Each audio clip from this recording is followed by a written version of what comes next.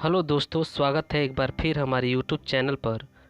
दोस्तों, रेल राजभाषा हिंदी से संबंधित one liner questions and answer को मैंने इस सेशन में इंक्लूड किया है, जो कि एलडीसी स्पेशल के अंतर्गत एक ही वीडियो में मैंने टोटल राजभाषा से संबंधित क्वेश्चंस को इंक्लूड किया हूँ। तो चलिए देरी न करते हुए जल्दी से शुरू करते हैं। और जो भी दोस्त हमारे YouTube चैनल पर नए विजिट कर रहे हैं, उनसे निवेदन है कि हमारे चैनल को सब्सक्राइब कर लेंगे ताकि ऐसी वीडियो आप लोगों को मिल सके। तो पहला क्वेश्चन, भारत संघ की राजभाषा क्या है? उत्तर, देवनागरी लिपि में हिंदी। क्वेश्चन नंबर 2, संसद में संविधान का भाग 17 किस तारीख को पारित हुआ? तो इसका उत्तर 14 सितंबर 1949। क्वेश्चन नंबर 3, राजभाषा अधिनियम 1963 कब पारित हुआ? 10 मई 1963। क्वेश्चन नंबर 4, राजभाषा अधिनियम 1963 कब संशोधित हुआ? 1967। क्वेश्चन नंबर 5, राजभाषा नियम के अधीन वर्गीकृत 3 क्षेत्र कौन कौन से हैं? तो इसमें 3 क्षेत्र हैं, क क्षेत्र, ख क्षेत्र तथा ग क्षेत्र। प्रश्न संख्या 6, क क्षेत्र के अंतर्गत आने वाले राज्य कौन कौन से हैं? इसका उत्तर बिहार, हरियाणा, हिमाचल प्रदेश, मध्य प्रदेश, छत्तीसगढ़, झारखंड, उत्तराखंड, राजस्थान और उत्तर प्रदेश राज्य तथा अंडमान और निकोबार द्वीप समूह, राष्ट्रीय राजधानी क्षेत्र, दिल्ली संघ राज्य क्षेत्र। इसके बाद प्रश्न संख्या 7, ख क्षेत्र के अंतर्गत आने वाले राज्य कौन कौन से हैं? तो इसका उत्तर है गुजरात, महाराष्ट्र और पंजाब राज्य तथा चंडीगढ़, दमन और द्वीप तथा दादरा और नगर हवेली संघ राज्य क्षेत्र। इसके बाद क्वेश्चन नंबर 8, ग क्षेत्र के अंतर्गत आने वाले राज्य कौन कौन से हैं? तो इसका उत्तर क्षेत्र क और क्षेत्र ख में निर्दिष्ट राज्यों और संघ राज्य क्षेत्रों से भिन्न अन्य राज्य तथा संघ राज्य क्षेत्र इसके अंतर्गत आते हैं। प्रश्न नंबर 9, हर साल हिंदी दिवस कब मनाया जाता है? तो इसका उत्तर है 14 सितंबर। इसके बाद क्वेश्चन नंबर 10, अरुणाचल प्रदेश की राजभाषा क्या है? तो इसका उत्तर है अंग्रेजी। क्वेश्चन नंबर 11, राजभाषा अधिनियम की धारा 3(3) कब से प्रभावी हुई? 26 जनवरी 1965 से। प्रश्न 12, राजभाषा अधिनियम 1963 की धारा 4 किससे संबंधित है? तो इसका उत्तर संसदीय राजभाषा समिति के गठन से संबंधित है। इसके बाद क्वेश्चन नंबर 13, राजभाषा नीति की जानकारी देने वाले अनुच्छेद 343 से 351 संविधान के किस भाग में है? तो इसका उत्तर भाग 17। प्रश्न संख्या 14, राजभाषा अधिनियम 1963 की धारा 7 का संबंध किसके साथ है?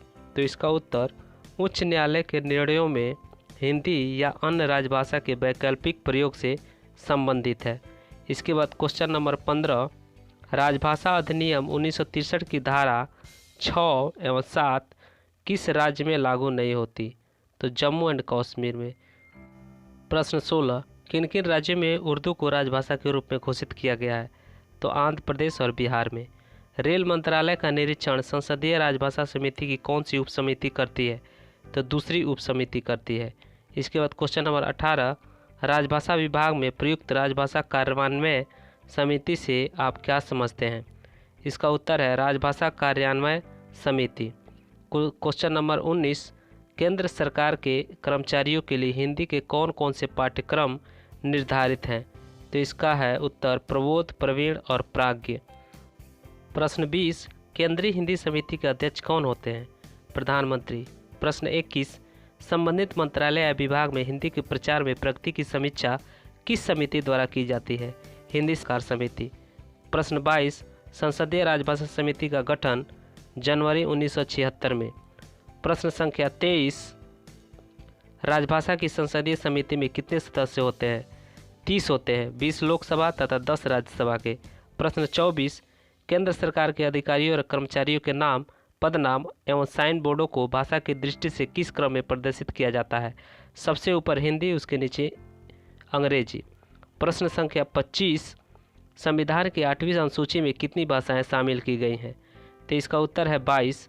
इसमें असमिया, बांग्ला, गुजराती, हिंदी, कन्नड़, काश्मीरी, कोंकणी, मलयालम, मणिपुरी, मराठी, नेपाली, उड़िया, पंजाबी, संस्कृत, सिंधी, तमिल, तेलुगु, उर्दू, बोडो, संथाली, मैथिली एवं डोगरी है। इसके बाद प्रश्न संख्या 26, राजभाषा नियम 1976 किस राज्य पर लागू नहीं होता? तो यह तमिलनाडु पर लागू नहीं होता। प्रश्न संख्या 27, राजभाषा की संसदीय समिति का मुख्य कार्य क्या है? तो हिंदी के प्रगामी प्रयोग की समीक्षा करना एवं राष्ट्रपति को प्रतिवेदन देना। प्रश्न संख्या 28, प्रमुख नगरों में गठित नगर राजभाषा कार्यान्वयन समिति के अध्यक्ष कौन होते हैं? तो नगर के वरिष्ठतम अधिकारी होते हैं। प्रश्न संख्या 29, राजभाषा कार्यान्वयन समिति की बैठकों की आवधिकता क्या है? 3 महीने में एक बार। इसके बाद प्रश्न संख्या 30, नगर राजभाषा कार्यान्वयन समिति की बैठकों की आवधिकता क्या है? 6 महीने में एक बार। इसके बाद प्रश्न संख्या 31, राजभाषा का वार्षिक कार्यक्रम कौन तैयार करता है? तो इसका उत्तर राजभाषा विभाग गृह मंत्रालय तैयार करता है। इसके बाद प्रश्न संख्या 32, हिंदी भाषी क्षेत्रों के निवासियों को दिए गए आश्वासनों को कानूनी रूप देने के लिए राजभाषा अधिनियम में कब संशोधन किया गया? तो 1967 में। प्रश्न संख्या 33, राजभाषा नीति की जानकारी देने वाले अनुच्छेद संविधान के किस भाग में हैं? तो भाग 17 अर्थात 17वें भाग में। प्रश्न संख्या 34, केंद्र सरकार के लिपिकी कर्मचारियों के लिए निर्धारित अंतिम पाठ्यक्रम क्या है? तो इसका उत्तर है प्राज्ञ। इसके बाद क्वेश्चन नंबर 35, हिंदी पाठ्यक्रमों में प्रशिक्षित होने के लिए केंद्र सरकार के कर्मचारियों को कौन कौन सी प्रशिक्षण सुविधा उपलब्ध हैं? नियमित, गहन, पत्राचार, निजी। इसके बाद प्रश्न संख्या 36, हिंदी पाठ्यक्रमों में प्रशिक्षित होने के लिए कौन अर्ह होंगे? तो इसका उत्तर केंद्र सरकार के श्रेणी घ व ऊपर के अधिकारी एवं कर्मचारी। प्रश्न 37, रेलवे स्टेशनों पर स्टेशन का नाम किस क्रम में प्रदर्शित किया जाता है? क्रमशः प्रादेशिक भाषा हिंदी और अंग्रेजी में। प्रश्न संख्या 38, आम जनता द्वारा प्रयोग किए जाने वाले फार्मों को किस क्रम में तैयार किया जाता है? उत्तर द्विभाषी हिंदी एवं अंग्रेजी में। प्रश्न संख्या 39, रबड़ मोहरों को किस प्रकार तैयार किया जाता है? हिंदी अंग्रेजी द्विभाषी रूप में, एक लाइन हिंदी और एक लाइन अंग्रेजी। इसके बाद प्रश्न संख्या 40, संविधान के भाग 5 में राजभाषा नीति संबंधित उपबंध किस अनुच्छेद में है? तो अनुच्छेद 120 में। प्रश्न संख्या 41, संविधान के 8वीं अनुसूची का संदर्भ किस अनुच्छेद में है? तो इसका उत्तर अनुच्छेद 344 का 1, 351। प्रश्न संख्या 42, राजभाषा नियम कब बनाया गया? यह बनाया गया 1976 में। प्रश्न संख्या 43, संविधान के 17 भाग में कितने अनुच्छेद हैं? इसमें 9 अनुच्छेद हैं। इसके बाद प्रश्न संख्या 44, केंद्र सरकार के कर्मचारियों के लिए कौन सा कार्यालय हिंदी परीक्षाएं चलाता है? तो इसका उत्तर गृह मंत्रालय के अधीन केंद्रीय हिंदी प्रशिक्षण संस्थान।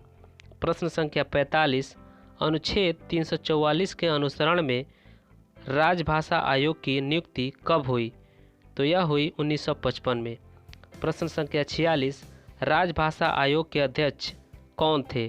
तो इसका उत्तर श्री बाला साहेब गंगाधर खेर थे। प्रश्न संख्या 47, राजभाषा आयोग की सिफारिशों पर विचार करने के लिए गठित समिति के अध्यक्ष कौन थे? तो इसका उत्तर श्री गोविंद बल्लभ पंत। प्रश्न संख्या 48, भारतीय संविधान में राजभाषा संबंधित भाग 6 में कौन सा अनुच्छेद है? अनुच्छेद 210। प्रश्न संख्या 49, वर्ष 1976 में गठित संसदीय राजभाषा समिति के अध्यक्ष कौन थे? तो इसका उत्तर तत्कालीन गृह मंत्री श्री ओम मेहता। प्रश्न संख्या 50, राजभाषा और राष्ट्रभाषा में क्या अंतर है? तो इसका उत्तर सरकार का सरकारी कामकाज जिस भाषा में किया जाता है वह राजभाषा है और देश की अधिकांश जनता जिस भाषा में बोलती है उसे राष्ट्रभाषा कहते हैं। अर्थात पूरे राष्ट्र का प्रतिनिधित्व करने वाली भाषा ही राष्ट्रभाषा कहलाती है। इस प्रकार संविधान की 8वीं अनुसूची में शामिल 22 भाषाएं राष्ट्रीय भाषाएं कहलाती है। प्रश्न संख्या 51, राजभाषा समितियों का गठन किस किस स्तर पर किया जाता है? तो इसका उत्तर केंद्रीय हिंदी समिति अध्यक्ष प्रधानमंत्री होते हैं। मंत्रालय स्तर पर अध्यक्ष संबंधित केंद्रीय मंत्री और कार्यालय पर अध्यक्ष कार्यालय प्रमुख। नगर स्तर पर अध्यक्ष नगर का सर्वोच्च पदाधिकारी। प्रश्न संख्या 52, केंद्रीय हिंदी संस्थान किस मंत्रालय के अंतर्गत है? मानव संसाधन विकास मंत्रालय। प्रश्न 53, राजभाषा नियमों के अनुसार लक्षद्वीप को किस क्षेत्र में रखा गया है? गौ क्षेत्र में। प्रश्न 54, राजभाषा हिंदी किस लिपि में लिखी गई है? देवनागरी। प्रश्न 55, राजभाषा नियम के अनुसार अंडमान एवं निकोबार द्वीप समूह किस क्षेत्र में आता है? क क्षेत्र। प्रश्न 56, संसदीय राजभाषा समिति के कितने सदस्य हैं? तो यह 30 सदस्य हैं। प्रश्न 57, राजभाषा की संसदीय समिति में लोकसभा के कितने सदस्य हैं? यह हैं 20। तो दोस्तों आई होप कि ये वीडियो अच्छी लगी होगी। अगर अच्छी लगी है तो प्लीज़ लाइक, कमेंट, शेयर और चैनल को सब्सक्राइब जरूर करें, क्योंकि ऐसी अच्छी वीडियो मैं अपने चैनल पर अपलोड करते रहता हूँ। थैंक यू आप सभी फ्रेंड्स का।